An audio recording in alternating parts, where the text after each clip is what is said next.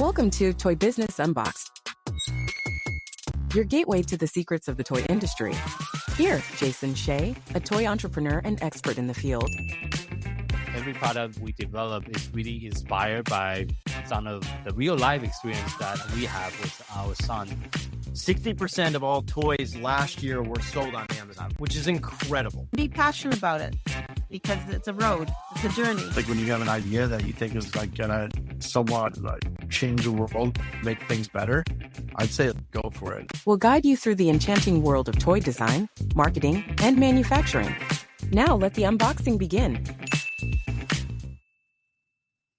Hello, welcome back to another episode of Toy Business Unboxed Podcast, where we unwrap the latest story behind the toy businesses and behind the wonderful businesses that are supporting and making a differences in the toy industry. I'm your host, Jason Shea, and today I'm thrilled to have Richard, the CEO of Pico Entertainment, on the show. And get ready as we dive into an exciting world of toys and manufacturing, and I think we'll be talking a little bit about project management as well. Thank you for joining us today, Richard. It's good to have you on the show.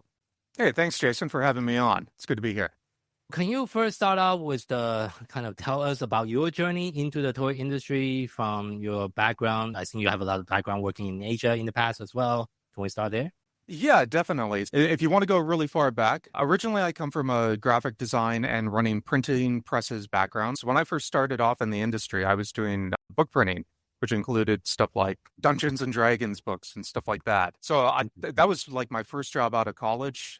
Did that for about 4 years and then ended up going and working for one of those companies that did D&D books. It's actually a board game company. And that was my start into the whole toy industry because they not only play that. My son played D&D. Oh, yeah. I actually still play it nowadays. I actually ran one of the only English language D&D groups out in Hong Kong. Oh, whoa.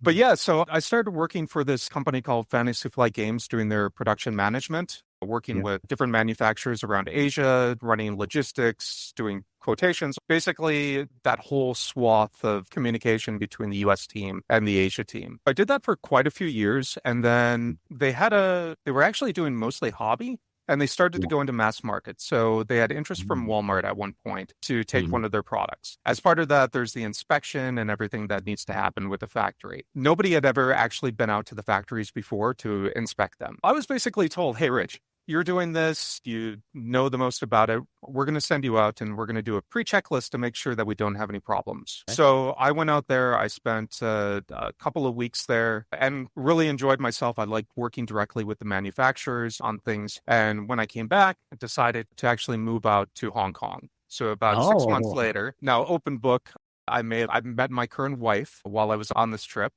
who's also from the toy industry. She's done everything from Toys R Us Animal Alley and even McDonald's toys. I moved out there in 2000 and started working with the company called Huawei.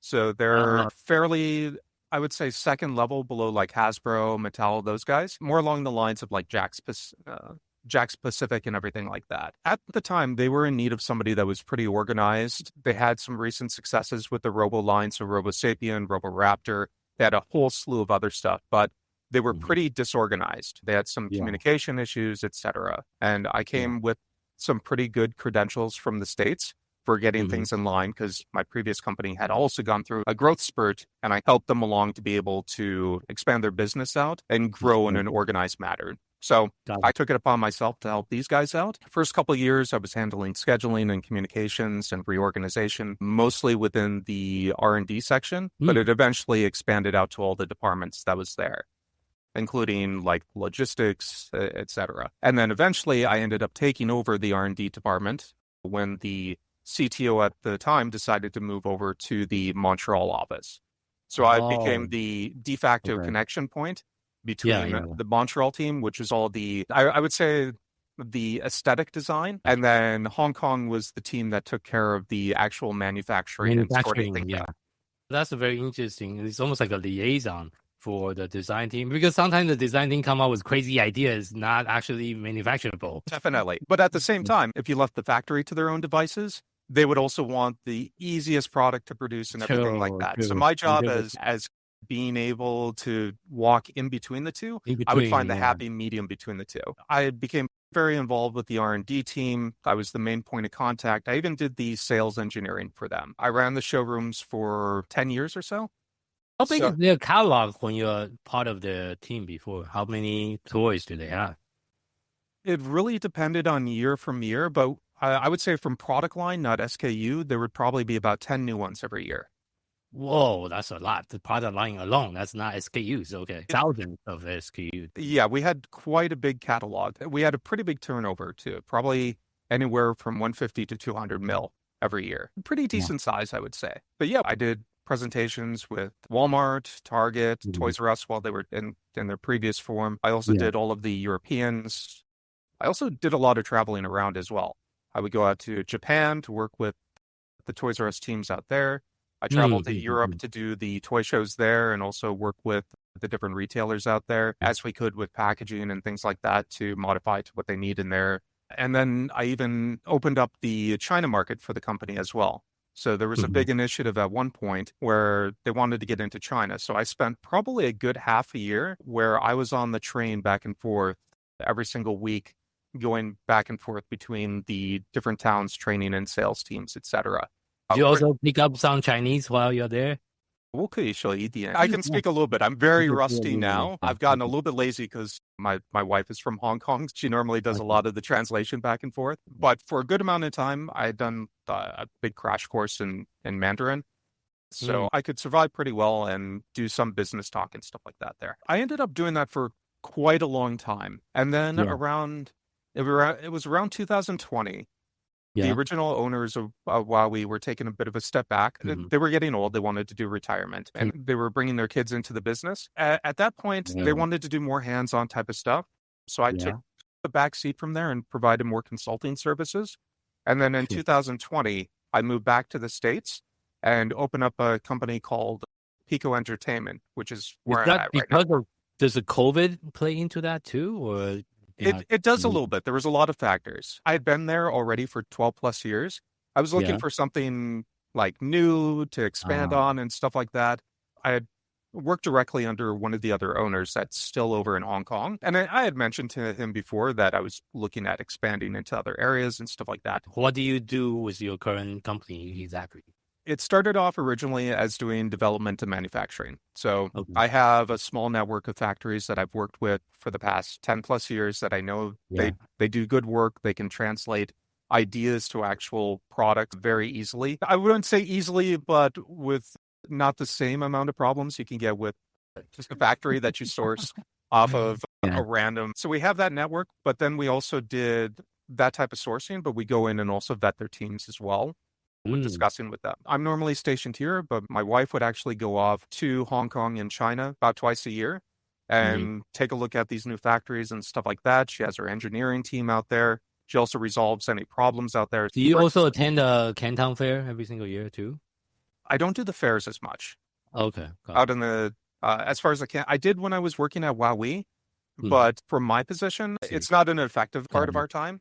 For the listener that's not aware of the Chinese sourcing, Canton Fair is one of the biggest trade show in China. Actually, one of the biggest in the world. I don't know, Richard, if you want to explain how big the Canton Fair is. It's massive. I forget how many sections there are. I think it's four to six, I think they were up to or something like that. But they're basically small cities. When you go there, it's mind-blowing how huge it is. I think the best way I can describe it for those of you that have been to the Las Vegas Convention Center, times that by 3 times. When the multiply by 3, that's about. Yeah, I think that would be a good comparison. I think it lasts for a month, or I forgot how long it lasts. It's first phase and second phase too. Yeah, and they split it up by like different categories and stuff like that. So it's not just the same people. They're shifting out every week and a half with new categories. One of my visits, I'll go back and show and see how it's developed. I'd be interested to see that. How has your experience in Asia, which you have many years of experience working in Hong Kong and working with all the manufacturers in Asia, how does that influence your current approach to manufacturing and also retail consulting when you're working with the U.S. company right now? So I think a big part of it from my side is it goes back to my experience where I was that point person between the two sides. There's the manufacturing side, which I have empathy for how they want to do things. But I also know from the state side, they have their idea on what their clientele need to be able to sell a product on the market. I look at 4 different pillars or 4 different circles in a Venn diagram to make something successful. You have your aesthetic stuff, which is normally provided by the US team. You have your functions or your selling points, which you don't want to go overboard on that. You want to have those functionalities it's those 3 call outs on the box. Then you want to look at the manufacturability side of things. So that's where you start getting that bit of overlap on there, but they can be a little bit separate. For example, you have this great looking product, you made some samples, you send it over. It's probably not going to be manufacturable the way it is. They may have undercuts on the mold. And when you start getting into that complexity, you start also having to relay back to your client that, hey, look, we can make this as complicated as you want. However, once you start getting to break up pieces and having to do separate pieces in the mold, your price point is going to start going up. Which means then you're fighting against your SRP. That's why you're starting to get that overlap between those 3. And then you tie it off with the what we were originally talking about when we met was the safety and QA/QC concerns that you have. That's also something to take into account. I think that's actually another big part of what we do right now. We were providing all those other services before. And then in this past year, we've been working with, having talks with STC. It's one of the largest testing labs. They're based in Hong Kong. It's supported by the Hong Kong government. They wanted to be able to do more business development in the US. I had actually worked with them previously when we got into these discussions and they decided they wanted to use us as their US office. And then we would help them do business development. So our company acts as the head of sales and business development for STC. So I have a follow-up question on that because part of what I do day to day is really helping toy brand to launch on Amazon. And one of the biggest problem I usually face when I work with a brand is when it comes to product testing. Amazon have such a weird requirement that they sometimes changes. Does STC have a lot of, maybe your company have a lot of experience providing the test report based on Amazon's certifications and also Amazon requirement? And because a lot of time when we work with like the factory, we'll work with our brand, they will talk to their factory, say, this is a report Amazon run it. The factory will send them a report and then it missed a few items, then the whole thing gets rejected. Can you talk a little bit about your experiences, not just testing report, but also specifically for Amazon, because Amazon is one of the biggest e-commerce marketplaces we all know. When it comes to Amazon, that's actually a big part of our business right now, not only in toys, but like all products. The recent, I think, crackdown as far as having testing and stuff like that has been to try to stem the flow of products coming directly from Asia that don't follow our safety certifications. These past few years, we've seen a huge ramp up in the restrictions, et cetera. That's a huge part of our business. For all the individual tests, of course, it's going to be dependent on what product that you're selling, but typically you want to cover all your bases on there. You want to do your ASTM, of course, which is your standardized testing for the US. You want to do your CPSIA, which is the Consumer Product Information Safety Act items, which covers a whole nother swath of items, including labeling, et cetera. At the same time, you would also want to take care of your EN71 stuff. Although that's Europe testing, a lot of times I advise people to do both at the same time, just because they can use sections of the testing and then also doing stuff like your FCC, your Prop 65 for California, et cetera. They're going to want all of this stuff done. What do you see as the biggest advantage over using a separate testing lab like STC versus just working with the manufacturer itself based on your brand? So here's the big problem. I know a lot of the labs or a lot of the factories, they have their own small labs that they work with. The problem comes up when there's a discrepancy in the testing, when you don't have it. Those smaller testing labs may not be certified globally as far as being recognized as far as their testing is concerned. For STC in general, they basically cover all of the different testing requirements. So it's like your accreditation like HKAS, CNAS, DAX, CPSC, SATRA, all of those, they're worldwide recognized. And it's because the Hong Kong government really wants us to be the standard testing lab that people use. So they make sure that they have all their I's dotted and T's crossed in order to make sure that happens. And when you do run into these problems with the smaller testing labs, it's very easy for them to say, not our problem. Also, you didn't ask for certain testing. That's actually one of the big problems with dealing directly with a lot of these testing labs and factories is that sometimes they won't tell you what testing you need.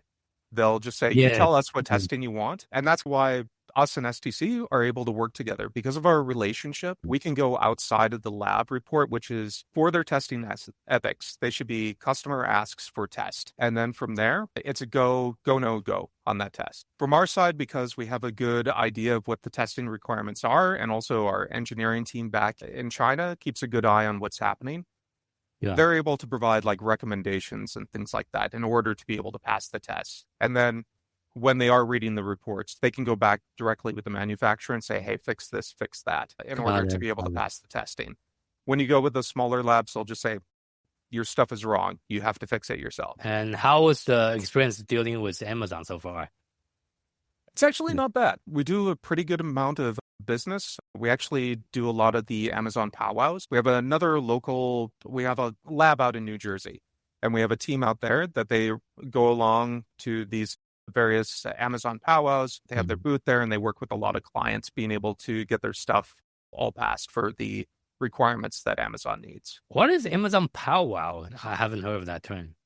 It's a sponsored event where it's a meetup for anything Amazon related. They'll have a bunch of people who sell on Amazon directly. I think the most recent one was down in Miami a month or two ago. They normally handle those ones and run around to the various shows. And then they work with people who are selling on Amazon. It's a meeting point too, where they have different services with Amazon, like looking at sales history and algorithms and things like that to be able to. Kind of like Prosper show. Have you been to Prosper yet? No, I don't think I have. Prosper is actually one of the biggest Amazon seller conference. I'm pretty sure it's a lot bigger than Powwow, maybe. Oh yeah, definitely. I would imagine the powwows are normally pretty small. But also from our side of things, we typically try to aim for the smaller to mid-sized companies. That's really where our strong suit is. We don't go after the very large retailers or anything like that. We like to work really closely with our clients. I think it's because when the toy company to a certain size, they have an in-house testing team as well. Yeah, they'll eventually transition over. Yeah. Which is always a good thing. You want to see them be successful. I always feel good about it because you're like, yeah, I trained them up in that. They're able to take off and do their own thing now. And that's another big thing I do as well is the optimization, communication management. We were talking a bit before the show. I'm actually a PMP and also a Scrum Master. Tell me more about that. I'm very interested to learn more. So I've been, as I mentioned before, I was doing like scheduling and stuff like that before, but effectively I've been a project manager since almost 20 years. Not always with the certification, but in one form or another, I've been there. Yeah. Throughout my toy history, I've not only done like your typical waterfall stuff, which is working with the factory.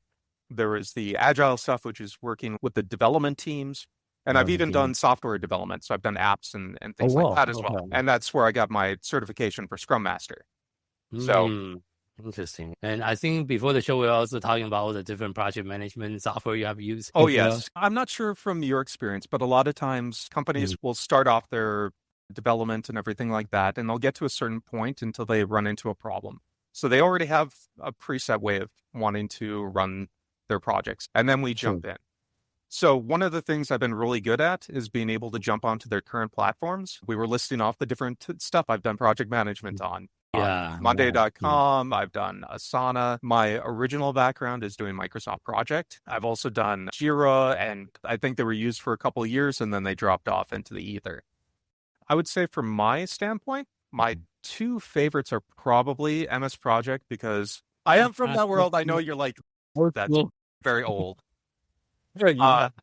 But the other one I liked a lot was Asana. Two are probably my favorite, but I'll normally jump in and learn how to do whatever project management software the client is working on. And then later on, if they want me to improve on their optimization and communications, I'll do recommendations. Not only my recommendation, but if they have a software that they really want to push through. We do that too with ClickUp, actually. All of the communications within our project management system, anything that's communication related to a specific task, live in the comment section of that task. So there's no email going back and forth at all. Yeah, and it gives you a good history as well. So if you need to pull back and find out what has happened, It's much Yes. easier than sorting through an inbox. And that is a little bit like herding cats. Yes. And Uh, based on my experience, I don't know if you also experience the same thing. It's really not about the software. It's about discipline on using the software. For example, like a lot of the challenges early in my entrepreneur journey when I use different project management software is sometimes I have a team, but everyone use the project management software a little bit differently. It's not consistent across the team. And that's usually where the problem arises. For example, a lot of tasks either doesn't have assignee, doesn't have a due date, doesn't have an estimated time. Those are the requirements that I enforce on my entire team right now. In our project management system, every single task need to have this 3 data. Otherwise, it doesn't happen. If it doesn't happen in our project management system, this thing never existed in our company. We really need to enforce that in order for it to work. And I would add on top of that, one person accountable. One big problem I found is if you assign a ton of people to a task, they'll always assume the other person is taking care of it. 100%. Yeah. We One thing also that do I have a normally team. hammer down We is use it. who's the one signing that the task is done at the end of the day? Okay, that's the person going on there. You can ask whoever else you want for help. You have a cross-functional team to be able to help you out, but we need to make one person that's being the accountable person for getting this done. And that's Yeah, a and very big change of mindset. 100%. And the other thing I like to do is to create different automation across the processes within the project management system. Like, for example, in ClickUp, I can just use today's podcast as an example. The podcast, we have 6 different stages. Each different stages have different workflow and different SOP related to each stages. Right now, we're doing the recording. There's a recording workflow. When we're doing the scheduling, there's a schedule workflow SOP. And when we're doing post-production, there's a post-production related SOP and workflow. And in the fan of the SOP should live inside the project management software as well. So it's all in one place. Sometimes people have a whole separate SOP library. They need to go find stuff. It doesn't always tie to the project management system. And I see that was a common disconnect based on the toy company I work with in the past and even with my own toy company.